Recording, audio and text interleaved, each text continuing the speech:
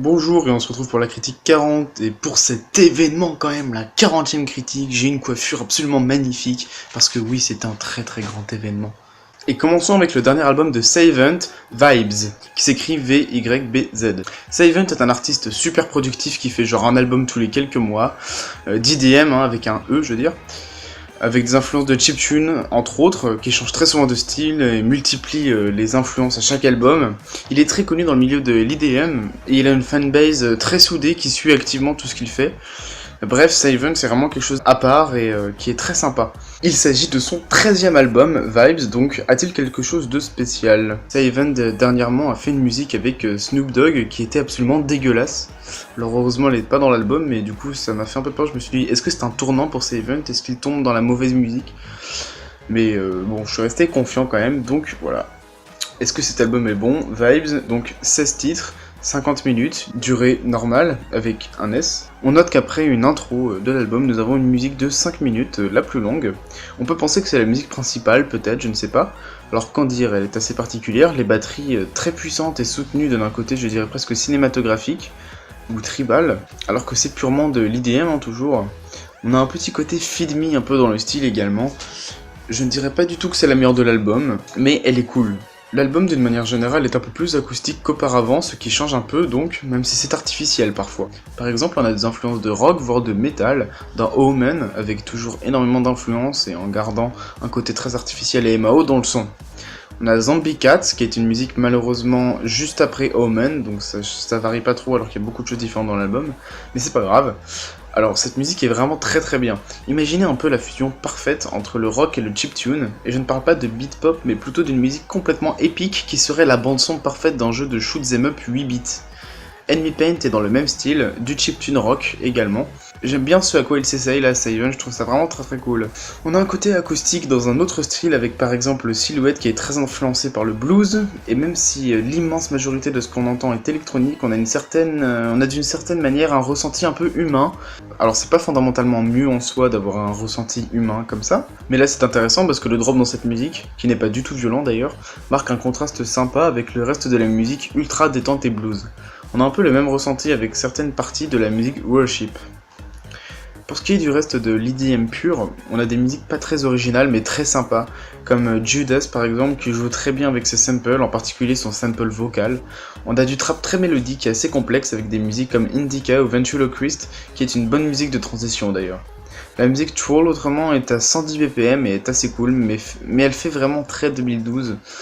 Alors elle reste cool, mais bon, se lasse un peu de ce genre de sonorité aujourd'hui. Alors quelques petits défauts à l'album quand même. Parfois on a un défaut de base au niveau technique, qui est très dommage et difficilement pardonnable. À savoir que le son du micro, le bruit de noise quoi, quand il enregistre quelque chose qui ne vient pas de la MAO, donc le son du micro est trop fort. Et cela se ressent surtout avec Bitches, vous écoutez vers la fin de la musique, on entend clairement beaucoup trop le son du micro, à tel point que ça en devient dérangeant et que ça gâche la musique.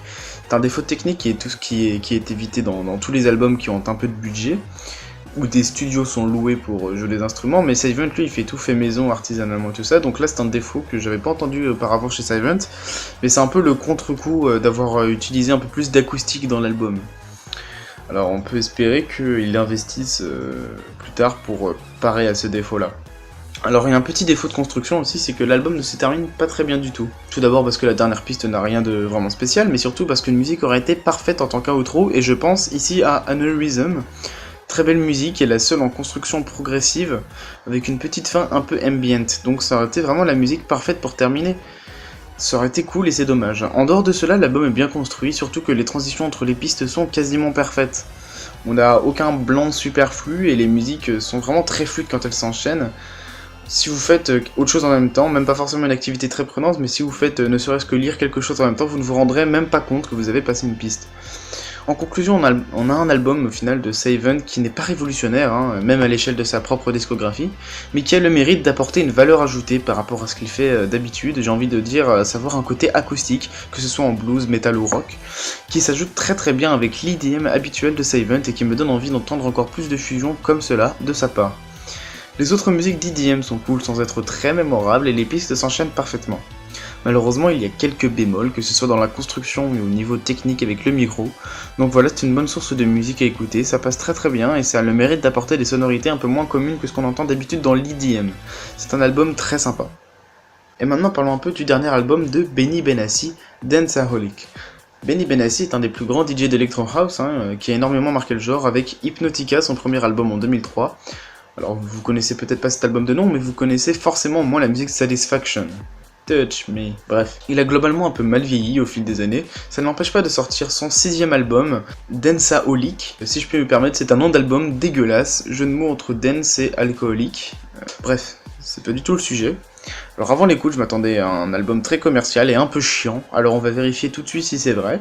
Eh bien, même sans l'écouter, on peut déjà dire qu'en termes de construction, ça me surprend pas, mais on a 1 heure de musique en radio edit, donc des musiques de 3 minutes, pour un album d'1 heure de 18 pistes. Et bien en lançant l'album, on entend le single principal, Paradise, qui est très mauvais. Les vocaux de Chris Brown ici sont vraiment mauvais, générique, chiant, avec un thème de dance music qui a une dizaine d'années de retard, et comme on pouvait le sentir à des kilomètres, cette musique pue la merde. Mais cependant, la deuxième musique est complètement différente, une musique éponyme de l'album. On est sur de la vraie electro house qu'on aime bien, des bons kicks, un bon thème juste répétitif comme il faut en restant épique, et la ligne de basse est super bonne. Donc ça aurait pu sortir il y a longtemps, mais ça fait vraiment plaisir à entendre. C'est vraiment une très bonne musique. On peut donc diviser l'album comme ça entre plusieurs musiques, déjà avec ou sans vocaux, donc plus ou moins basé sur un drop finalement. La majorité de l'album est mauvais, on peut le dire. Quand Benny Benassi fait un featuring avec des vocaux, cela ne fonctionne pas et on tombe dans l'ultra cliché très ennuyeux, voire énervant. Il faut aussi que je parle de Shooting Helicopters avec des vocaux de Serj Tankian. J'ai jamais su comment ça se prononçait, donc je vais dire Serj Tankian. Le chanteur de System of Down, donc vous pouvez entendre Serj Tankian dans une musique d'électro, oui c'est possible maintenant avec Benny Benassi. Ses samples vocaux sont un peu mieux que ceux des autres tracks. Mais cela ne reste pas forcément exceptionnel, même si on apprécie toujours autant sa voix et sa manière de chanter. Donc c'est un peu du gâchis de ramener un tel chanteur pour cela. Mais heureusement, la musique est un peu sauvée car le drop est finalement assez cool. Quand il reste sur de l'électro pur et dur, eh bien des fois ça marche, comme avec la musique Danceaholic dont je viens de parler qui est très cool, ou West Coast Patrol qui est assez originale et puissante en même temps. Enfin notons Back to the Pump qui est une musique assez classique mais sympa et qui conclut l'album. Des fois ça marche beaucoup moins, avec la musique Gangsta par exemple qui est très prévisible, on peut prédire le drop largement à l'avance. Il fait un peu aussi de Deep House avec I Wanna Beat Disco, mais là encore c'est très ennuyeux, le thème n'a rien de spécial et la musique manque même de puissance. Cette musique au final n'a rien. Donc ajoutez à toutes ces musiques mauvaises le fait que les transitions entre les musiques sont elles aussi mauvaises. Très souvent on a 2 musiques à la suite avec le même BPM et qui se terminent ou commencent avec une simple batterie, donc c'est genre offert quoi, on tend la perche. Mais pourquoi on laisse un blanc alors dans ce cas-là ? Pourquoi laisser un blanc alors que la transition dans ce genre de musique est genre offerte quoi, c'est cadeau? Mais non, donc c'est un album complètement mal fini, ou alors qu'il en avait juste rien à foutre parce qu'il s'est dit que les gens ne faisaient pas attention à ça, mais c'est faux, c'est un gros défaut à l'album, ça rend la chose très chiante à écouter. En termes de transition, il y a une musique de transition en elle-même qui aurait pu relever un peu le truc, c'est qui part peut-être d'une bonne intention, mais le spoken word dedans est un peu parodique en quelque sorte, pour qu'on arrive à apprécier la track, donc c'est dommage parce que ça a failli faire 2 minutes sympa.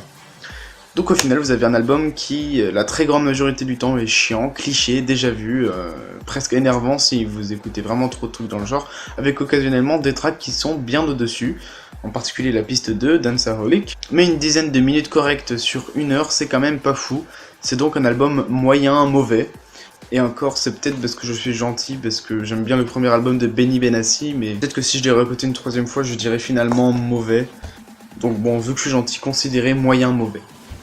Et le dernier album que je vais review aujourd'hui, le dernier album de Monstercraft, qui s'appelle Operator. Alors, Monstercraft est un groupe canadien de house et de techno qui a fait des albums plutôt corrects, dont le dernier en date est de 2009. Ils reviennent avec Operator, 10 pistes de 4 à 5 minutes. Alors, qu'est-ce que vaut cet album ? Globalement, l'album est un espèce de retour vers le passé, vers la fin des années 90, dans un style de house expérimental, genre de Chemical Brothers, avec ses sons un peu criards mêlés à des batteries puissantes très détaillées. Même si ça rappelle une bonne époque de l'électro, ce n'est pas super bien pour autant. Quand Daft Punk joue sur la nostalgie par exemple, ils apportent leur style et énormément d'influence pour faire des albums qui sont géniaux. Ici, ça aurait presque pu sortir dans ces années-là, Donc en soi, vu que ça montre quand même un certain talent, c'est difficile d'être vraiment très méchant, c'est sympa quand même, mais ce n'est pas mémorable du tout, et ça peut même être ennuyeux éventuellement. Et encore, même le côté maîtrisé peut aussi être à nuancer, car pour moi la pire track de l'album est la première, qui s'appelle One Glass, qui semble être un méli-mélo aléatoire de sons expérimentaux sur un beat. Ça me semble vraiment très facile comme procédé, et ça n'a ni queue ni tête, donc pour le coup c'est vraiment pas fou du tout je trouve. Donc c'est quand même ça c'est à nuancer. The Chemical Brothers, même dans les années 90, n'auraient pas fait ça, puisqu'ils ont fait des choses excellentes. Par contre, il y a clairement 3 tracks qui se démarquent. D'abord Run Away, qui utilise super bien les vocaux et les synthés, très puissant pour avoir une track vraiment super bonne. Et il y a aussi Playing With Itself, qui est la piste 5 je crois, qui se démarque des autres car le tempo est beaucoup plus lent. Sur une musique de près de 6 minutes avec des expérimentations, on a une atmosphère bien particulière qui se dégage de cette musique, et c'est sympa. Si tout l'album pouvait avoir un style comme cette track, on aurait un album peut-être très cool. Enfin, il faut aussi que je note Morning on the Hunt, avant-dernière piste, qui est complètement différente des autres car elle est très mélodique, elle a aussi un tempo plus lent, comme Playing With Itself, et dans un style assez progressif. La mélodie est assez épique et grave en même temps, c'est beaucoup plus sérieux que la plupart des musiques, donc c'est assez inattendu, c'est un peu comme, je ne sais pas, tout devient d'un coup très sérieux par rapport au reste de l'album quoi. Donc la track en soi est vraiment super bien en fait, j'aime beaucoup cette track, mais le problème c'est qu'elle n'a rien à faire là en fait. Puis l'album se termine sur une musique très violente avec des screams, mais encore une fois malheureusement l'instru n'en est pas plus original que la majorité des tracks, et ça se termine comme ça.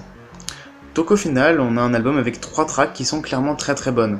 Et il faut aussi mentionner le fait que l'album s'enchaîne très très bien et a vraiment de bonnes transitions entre les pistes, mais qui a plein de défauts, comme le fait de jouer trop sur la nostalgie sans apporter quoi que ce soit en plus, d'être un peu masterisé bizarrement, bah oui parce que je trouve que la batterie est parfois un peu trop en retrait pour de la house et de la techno, et c'est un comble en fait, mais surtout, l'album n'a aucun sens quoi. À la fois au sein des musiques, il suffit d'écouter la première pour se rendre compte, mais aussi globalement, avec Morning on the Hunt qui fait tâche par rapport au reste de l'album, pas parce qu'elle est mauvaise, mais parce qu'elle est beaucoup trop sérieuse par rapport au reste, donc c'est vraiment bizarre. Alors vous allez me dire que Daft Punk dans Homework ou Chemical Brothers aussi faisaient des expérimentations comme ça tout au long d'une musique, sauf que eux ça avait du sens, comme dans la musique Wailing and Squatching, ça avait du sens. Pour Monstercraft, on a juste l'impression qu'ils ont pris plusieurs samples expérimentaux qui traînaient un peu dans leur bibliothèque comme ça, et qui les ont ajoutés à un beat de house à la fin des années 90. Je dis pas que c'est vrai, mais en tout cas c'est le ressenti qu'on a. Alors je suis désolé, mais moi je trouve pas ça terrible quoi. Donc voilà, Operator de Monstercraft, un album de house assez moyen, avec tout de même 3 pistes à sauver, que je vous conseille quand même d'écouter. Et je vous dis au revoir et merci d'avoir regardé cette vidéo. Désolé encore une fois pour la qualité, ça va être bientôt réglé. J'ai beaucoup de vidéos de prévues, donc je vous dis salut, gros bisous et à la prochaine.